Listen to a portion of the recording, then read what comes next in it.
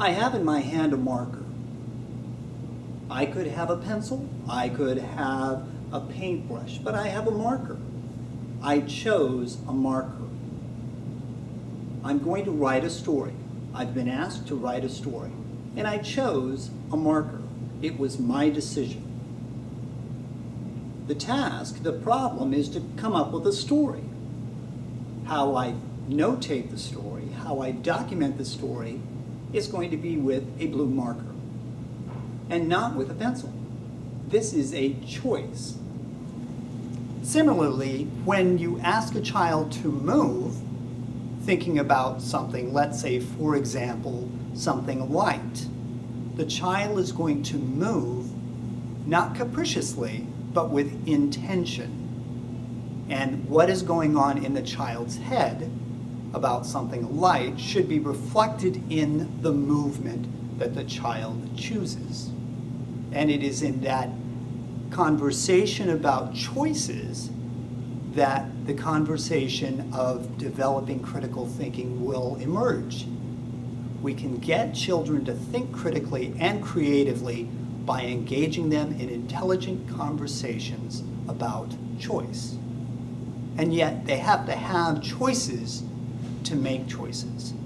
And that is why we really work on bodily explorations, moving our bodies in different ways so that they have a skill set from which to draw and to move forward and to show their thinking.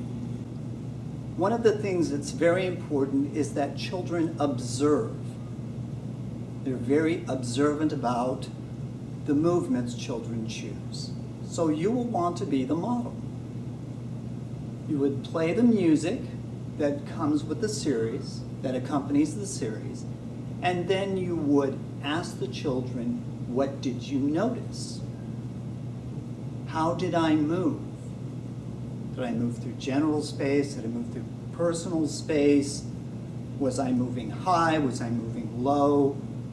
Did the movements I choose to use reflect the music?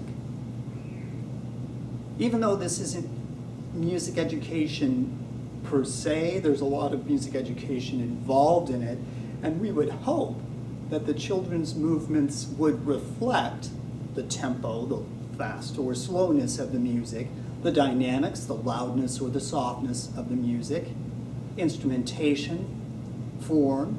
All of these things are part of the music, and we would hope that their movements would reflect these characteristics, thereby showing us they're listening. We want movements, we desire movements that somehow reflect what's going on in the sounds that are in the room via the recordings. So having children reflect on what they see is an important way to help build their own understanding of movement and how it can reflect thinking. Have discussions where you are a model and the children comment. Have a child model, and then conversations. Once you have 2 or 3 conversations about 1 or 2 children as models, then you can open it up to the class. Well, let's say there's just too many people in the class. Much of the time we're dealing with spaces that are very, very small, and we have a lot of children. Even though by law we should have 22 to 1, it's probably not going to happen. So what do we do when there are a lot of children and a little space? The first thing you'll want to do is to divide and conquer. An old axiom from the Civil War, divide and conquer. Just the boys, then just the girls. Just the girls, then just the boys.